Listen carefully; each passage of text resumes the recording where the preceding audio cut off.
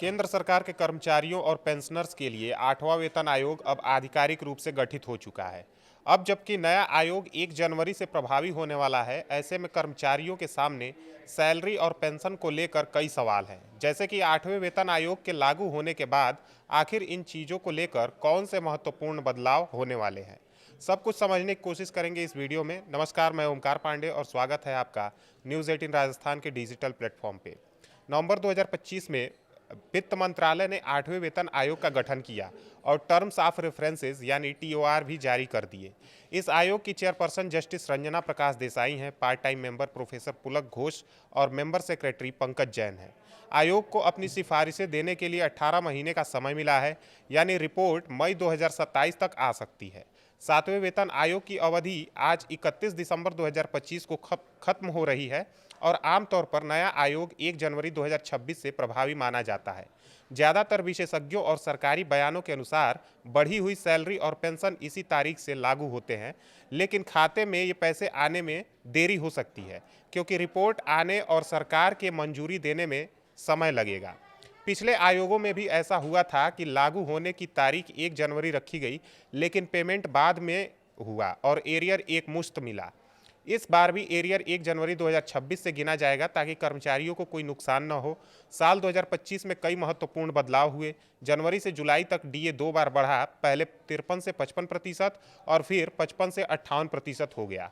Pensioners को लेकर अफवाहें उड़ी कि डीए बंद हो जाएगा, लेकिन सरकार ने साफ किया कि ऐसा कुछ नहीं है और डीए आगे भी बढ़ता रहेगा। पेंशनर्स की लाइफ सर्टिफिकेट सबमिशन आसान हुई, फेस ऑथेंटिकेशन से और विदेश में रहने वालों के लिए भी नई सुविधा आई। कुल मिलाकर 50 लाख से ज़्यादा कर्मचारी और 69 लाख पेंशनर्स को इस आयोग का फायदा मिलेगा, जिसमें डिफेंस पर्सनल और कुछ अन्य कैटेगरी भी शामिल है। अब सैलरी बढ़ोतरी की बात करें तो सबसे पहले सबकी नज़र फिटमेंट फैक्टर पर है। यह एक नंबर होता है जिससे मौजूदा बेसिक पे को गुणा करके नई बेसिक पे तय की जाती है। 7वें आयोग में यह 2.57 था, जिससे औसतन 14 से 23% की बढ़ोतरी हुई थी।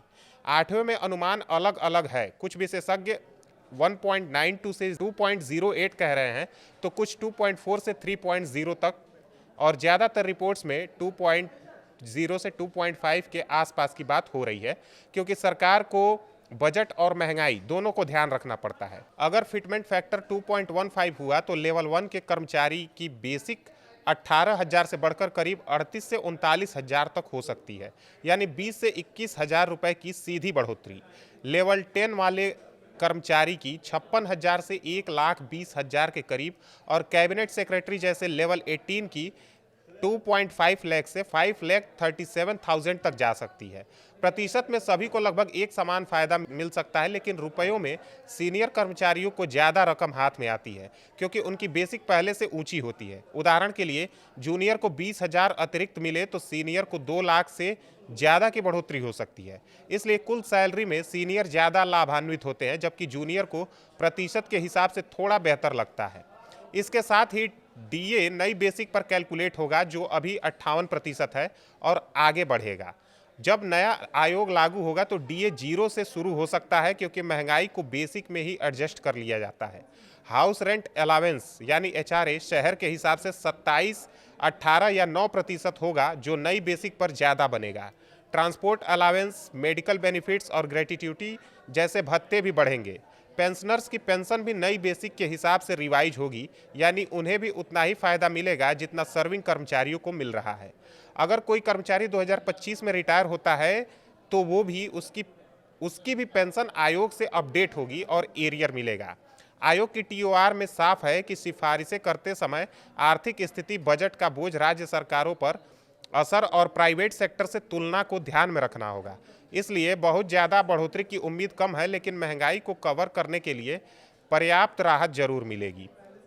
कर्मचारी यूनियंस ज़्यादा फिटमेंट फैक्टर की मांग कर रहे हैं, लेकिन अंतिम फैसला सरकार का होगा। फिलहाल आयोग काम शुरू कर चुका है और जैसे जैसे रिपोर्ट तैयार होगी नई जानकारी आती रहेगी।